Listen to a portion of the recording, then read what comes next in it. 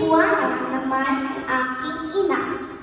Wika man ay ba't iba, bansa naman pinag-isa.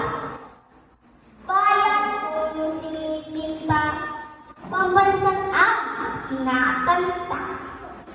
Musmus pa ng aking kaisipan,